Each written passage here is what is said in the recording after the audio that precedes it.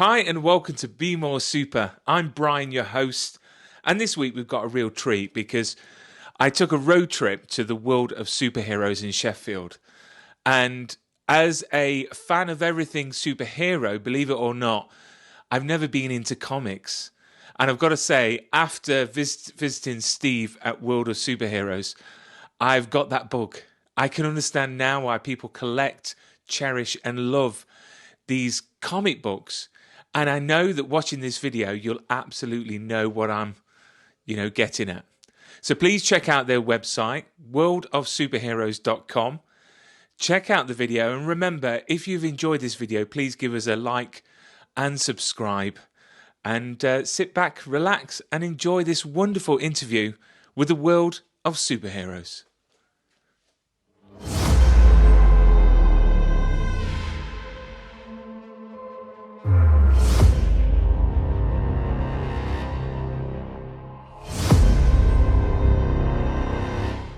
Welcome to Be More Super. We're on a road trip at the world of superheroes, and we're joined by the lovely Steve. Steve, thank you so much for being on the show. And I've got to say, coming here, literally, I walked up the stairs, and it was like a geek's dream. It really, really is. I'm sure we're going to have a walk around very, very soon. But we just wanted to talk about comics to begin with. Yep. And how amazing they are. I mean, we've got some on display here, which are just astonishing. First question, how collectible are comics? Because to the everyday man, they may think it's just a geeky thing to do. I mean, how good is collecting comics? Well, it's become a multi-billion-pound industry, not just multi-million, multi-billion. I know I don't look old enough, but I've been collecting comics for 50 years. Wow. People I collected comics with for the first 20 years never collected them because they thought they were going to be worth any money. They just collected comics. But since the introduction of CGC, the slabbing service, and CBCS, it has become unbelievable. I mean, the increase in the value of comics in the last 20 years is unknown, unprecedented, which is why investment companies and investment banks and people who aren't interested in comics are buying comics because the way that the increase in value over the years. I mean, when we talk about slabbing a comic, I mean, obviously we can see here that there are quite a few slabbed very nicely. I mean, what sort of, technique or what process is involved when getting your comic slabbed? Well, before slabbing, it basically used to be you had a raw comic. So raw, we call the comics that aren't slabbed raw. So, and that's what collectors swapped and bought and tried to build, every number. Yeah. But slabbing now, you can send your comic to a company. It has to go to the States, unfortunately, and the turnaround time's about 6 months. You can send it and have it slabbed. The beauty of having it slabbed is it gives it a recognised grade. The grade that it says on that plastic sleeve, that's the grade that everybody accepts. The collectors, dealers, investors, and you can put a price to that number. So it's accepted. That's the price for that comic, which means it's gone from just being a collectible for geeks who like to read and like I did comics to a legitimate investment opportunity. I mean, what would you say would be a good starting point for someone that like myself, that don't know much about comics, and coming here, it's definitely an eye-opener. I mean, where would you suggest is the starting block for collecting? Well, it obviously depends on your budget. There was recently the first appearance of Spider-Man sold for $3.75 million. So that gives you an idea of the top end. If you're going to collect comics with a view, and I always like people to collect comics because they like them and they like to read them and they like to look at them. If you are going to do it as an investor, the most investable comics, and this has been proved over the last 70 years since Superman and Batman came out in the 1930s, are first appearances. So if you're going to buy a comic that's got a first appearance of a character in, whether it's a superhero or a villain or even almost a bit part actor in that comic. First appearances are where the value increases most. I mean, before we start talking more specifics about the comics in general, I mean, how did you get into this business? Because, you know, were you a collector to begin with, and then decided to start this company of World of Superheroes? I mean, how did you become who you are now? You know. Well, I collected comics literally since I was 10 years old. The British reprints of the American comics. So I was reading Avengers and Spider-Man when I was 10 years old. And I've collected it, and I have got, so I'm told, the biggest collection of superhero memorabilia in Europe, this side of the States. So, which, and, you know, you haven't been to my house yet, but that's that's pretty exciting. But I think it's just, it became a business only. So, World Superheroes, we opened it as a blog a few years ago. Only last year during COVID, when two young lads who I've been working with on different projects, I own a lot of different businesses, and my daughter, who has just had two young children, but now she was coming back wanting to do some work. My youngest son, Alex, who works for the company, we all decided, let's turn this into, you know, all the knowledge that we've got and all the stuff that we've accumulated over the years, let's turn it into a business. And it's great. After just 1 year, it's, you know, the company's valued at £1 million, and we're employing 4 young people, which is, I'm really thrilled about. It's gone, but it's fueled by the value, the increase in value in these slab comics. Yeah, that's what drives everything. Yeah, because you was mentioning earlier on how the trend of these prices are just going up and up and up. They never go down. I mean, they're increasing week in week and year on year. Yeah. The curve, and the curve just doesn't go like that. Yeah. The curve goes like that, Yeah. and it has done for 70 years. It's certainly in Marvel comics, the Spider-Man, Fantastic Four, the Hulk, and the films that have been made from these comics. That's all fueling so the global market for collecting comics, even investment comics, expensive comics. You know, before the Marvel films 20 years ago, might have been 20 million people. Now it's 1 billion people. Yeah, it's obviously the market is going like that, and the amount of comics available, good comics available, is going like that. I mean, it's a bit like playing the stock market, because I suppose, you know, as you were saying about the films, you know, you've got Eternals that is just coming out into the cinema. So the Eternals comic has increased in value by tenfold in a year. Yeah. As soon as it was announced they were making Eternals, the comic book started to rise. So it might have plateaued for a long time, then it'll go up. But it'll not go down. It'll plateau again, and then something else will happen, and it'll go up again. So the secret is to keep your ear to the floor. Yeah. And if there's a superhero movie that's going to be made of a comic character that hasn't been made before, is to go out and buy all the comics as quick as you can. So if we talk about a few of these comics, if that's okay. So we've got the Spider-Man one here. I mean, could you tell us a bit about this comic and how special it is? Well, although it's Spider-Man #1, it's not Spider-Man's first appearance. Spider-Man first appeared in Amazing Fantasy 15, but proved so popular, he was immediately by Stan Lee given his own comic. And it is an iconic comic and an iconic cover, because it's the cover stars the Fantastic Four, who were the flagship, who broke Marvel basically into the mainstream. So it's just, it's becoming unaffordable. A high grade copy above 9 is $1 million plus. Wow. So, and they are out there. They are out there. I mean, again, to see comics in the flesh like this. I mean, this one's worth how much is this one? Almost 20 grand. So £20,000. But it's only a 5.5 out of 10. Right. So it's well down the scale. And interestingly, the scale which people don't realise, it's like a Richter scale. So once you get up to 9, the scale goes up and maybe doubles every 1 or 2 points till you get to a 9. When you get to a 9, it doubles every 0.2. Right. So a 9.2 is worth twice a 9, a 9.4 is worth twice a 9.2, a 9.6, etc. So when you get up to 9.8, that's when you're starting to look at serious money. Wow. But no, I mean, 20 grand. I mean, again, looking at it, I just think it's astonishing, and it's a thing where if people do collect comics, is to obviously take care of their comics, and then, I mean, would you suggest to send certain ones off to get slabbed to future-proof them for investment? Yeah, there's a process before where you can have them pressed, which is almost flattened, ironed, and checked to make sure they're not. There's a CGC grade. These are CGC graded because the comic's not been tampered with, they've not been coloured in, or they've not been some when things become worth a lot of money. Forgers and counterfeiters. So although you don't really get forged or counterfeit, you get comics that have been enhanced. Right.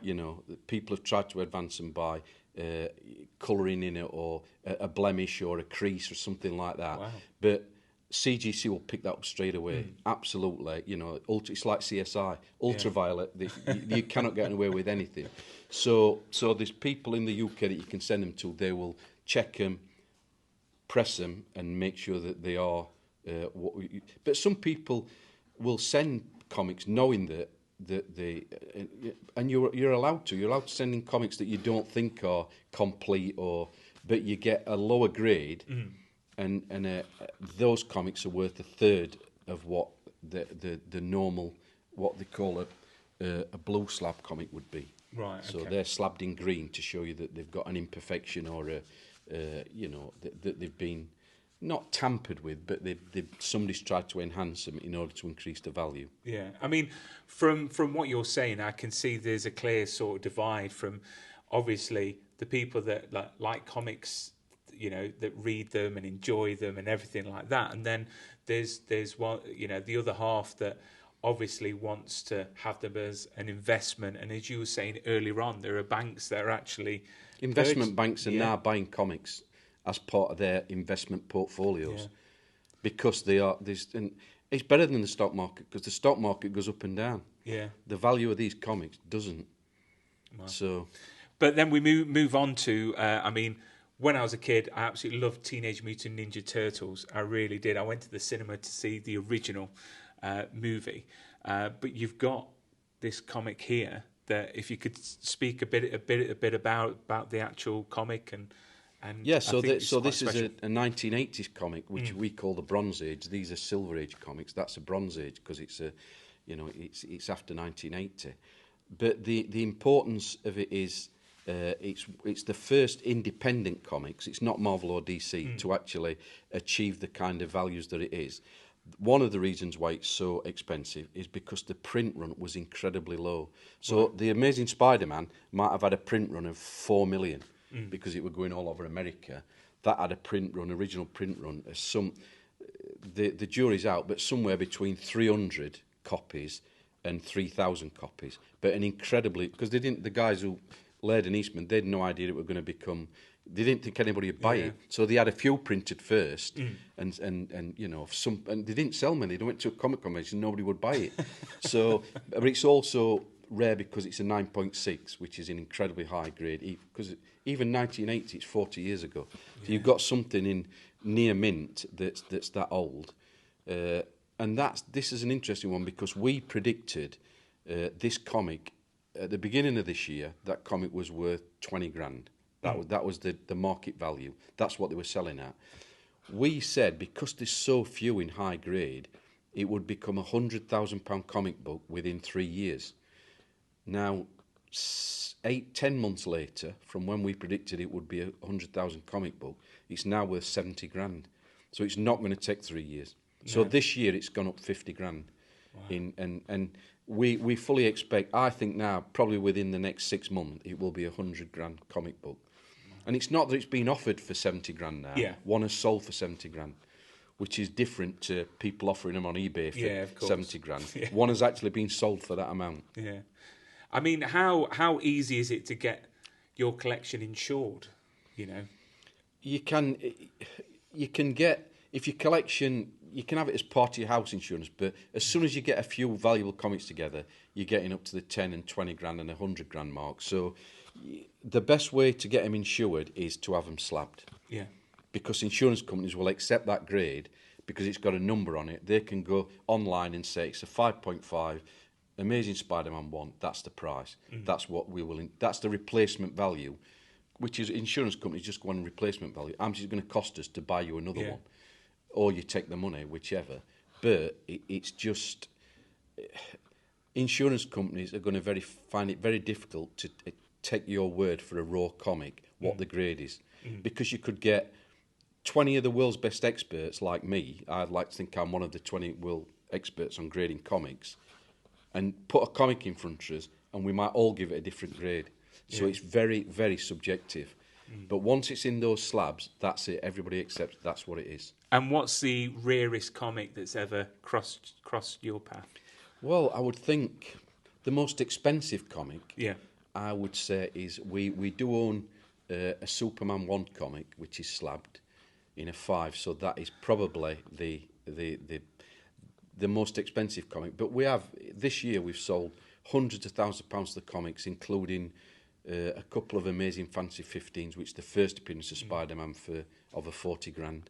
So it's not unusual for comics now to change and for tens of thousands of pounds. I presume that Superman comic is under lock and key. It's in a vault, yeah. In a vault, yeah. And not here, No. obviously.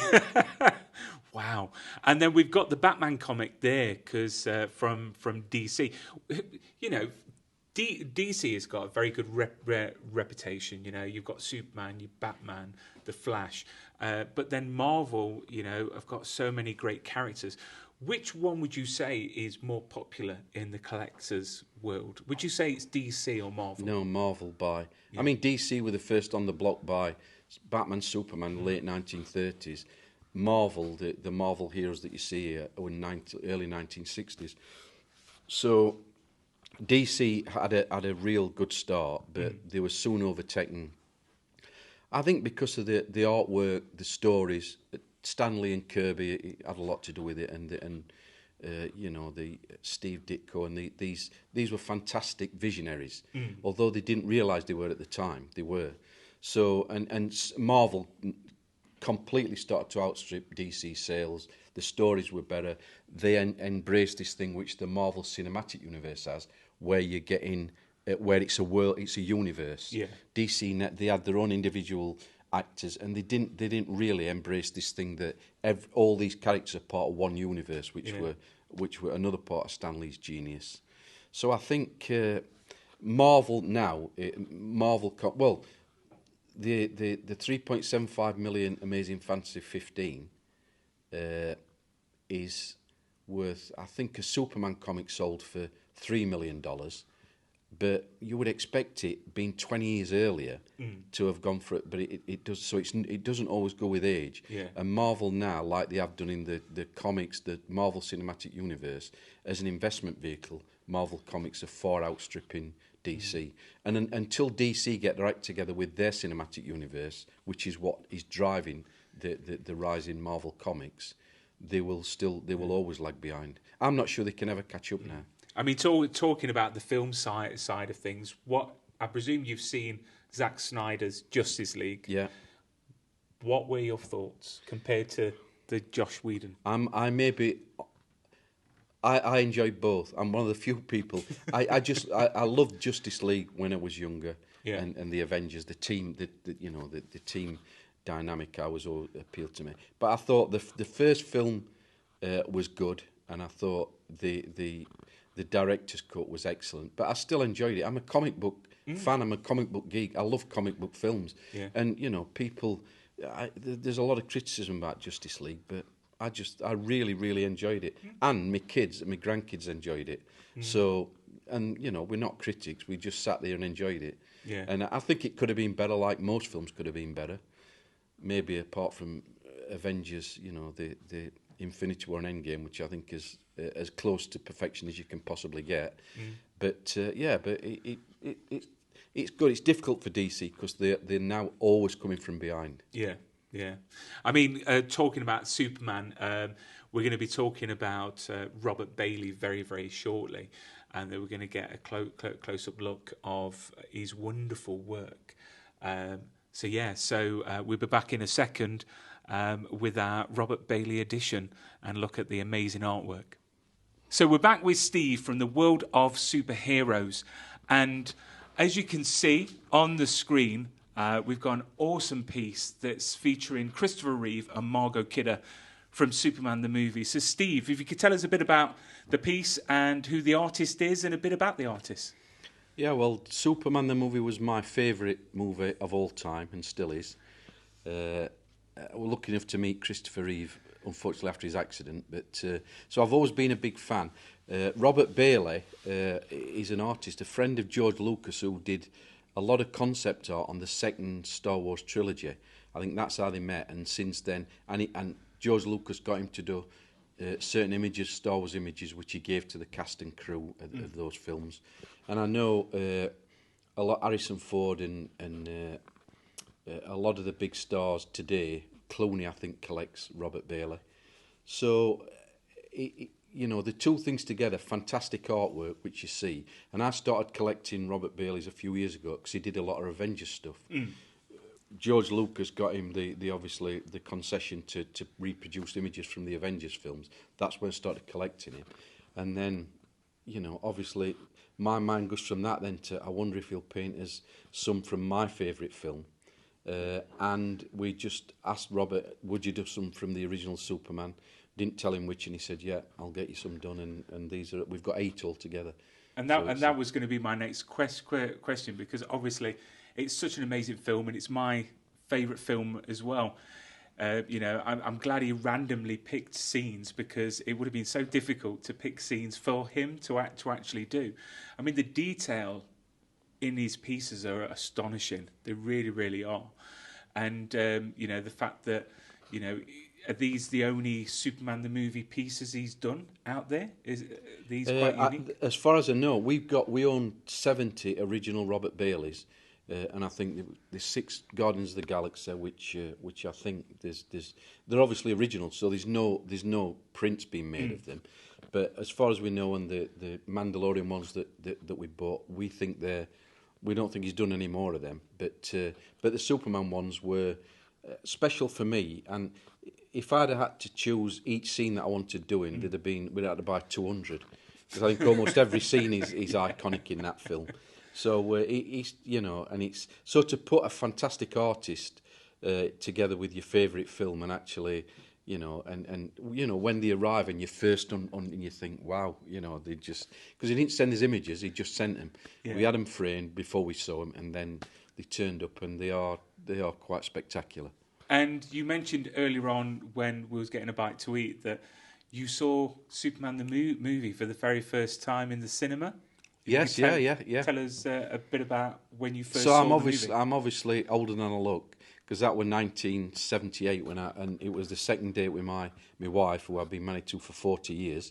So and she had no interest in superheroes, but she just loved the film.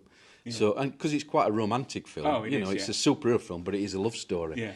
Yeah. You know, probably a love story to match Romeo and Juliet, and you know, it's a fantastic love story, and the film is just fun. Yeah. You know, if you want to go and see a Bergman film and come out crying, that's fine. But if you want to go to the cinema for a bit of escapism, and for that time it was, you know, you believe a man can fly, and you did. Before that, you didn't. No. So I think it did what it said on the tin. It was a fun movie, and people say, "Oh yeah, but look at the special effects." But at the time it came out, they were groundbreaking. They were before groundbreaking. CGI, and you actually believed they were flying. Yeah. So I think that was quite an achievement, and I still watch it now with my kids and my grandkids, and you don't turn it off. No. How many times you've seen it, you don't turn it off. Yeah, I mean, the thing is, you can watch it time and time again. It never gets boring, and it's such a great family movie. And, you know, you can't get films like that now. I think the closest is probably Shazam that came out. There was something about that movie that, you know, made me think of the original that popcorn Superman. feel. Yeah. But with these pieces, again, collectability, you know, basis. I mean, how much are these to buy on your site? And looking forwards as an investment point of view, you know, do you think they'll go up in value? I think they definitely will. Maybe not as fast as the comics, but they are, this is original art. They're not prints. They're not. This is original art by a well-respected artist, and the Jenna is only going to increase. I can't see there's any downside to buying these. But I would never say just buy that because it's a great investment. You buy it because that looks great on your wall, in your man cave, or if your wife will let you above fireplace or whatever it is. But it is classic art, and people will look on it back in the future like they do with Kirby's art and Ditko's art and say, yeah, this is proper art. It's and it's good, it's fun, but I do think there is investment potential. But don't buy it for that. And I think that this size, like most art, it goes on the size. Yeah. Apart from the Mona Lisa, which is that big, which I've never quite understood. But I really do think that, at £1,500, you're getting a great piece of art. If it goes up, great, which I think it will. If it doesn't, just enjoy it while you've got it. And some of these bigger ones are £4 or £5 grand. But is it value for money? Only the person that's buying it can ever say that. And again, the quality, and to say you've got a Robert Bailey piece is collectible enough as it is. And there's probably Tom Cruise, I understand, as Robert Bailey. Yeah. So it's and that shouldn't be a reason to buy it, but it does give it some credibility that the stars that are starring in big blockbuster films now do appreciate his art. Yeah, and as you said, it's original. It's not a copy. Oh no! There's an original piece, and we're not allowed to reproduce it. We can't take prints of it, even though we own the original art. We can't do it, and we wouldn't because, prints would devalue the actual original. That's the way I look at it, and it's so if you've got that hung up in your house, unless you've took a picture of it and had it printed, nobody else has got that, and there's some value in that, obviously.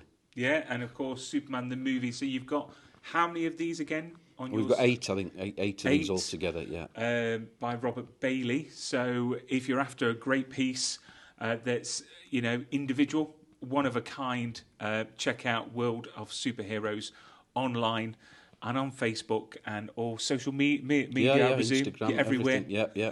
Excellent, thank you. So Steve, behind you, it's just breathtaking. If you could tell us a bit about the artwork and the artists, it just looks astonishing. Well, we've talked a lot about famous people and famous comics and artwork, but this guy is not famous. He's a local guy from Sheffield called Mute, obviously a pop artist. I met him a few years ago, and he'd done some 80s canvases, 1980s films, Ghostbusters and RoboCop. And I said to him, can you do us some superhero canvases in the same the same style? So these are original acrylic on canvas. We do have reprinted canvases, but these are the original. So I said to him, I want you to all I said to him, I said, I want the person who played the original character on screen for the first time. So these are basically the DC ones. John Wesley Shipp's Flash, Ryan Reynolds pre-Deadpool, Linda Carter, which is was one of my favourites. I was lucky enough to meet her. Michael Keaton's Batman and Chris Reeve's Superman, and the juxtaposition between the person who played the character and what you can see at the front. It's just fascinating, and like you say, the colour. And we sell these online, but you have to be studied to do it justice. You have to stand here and look at them from quite a distance before you can appreciate, I think, how good they are.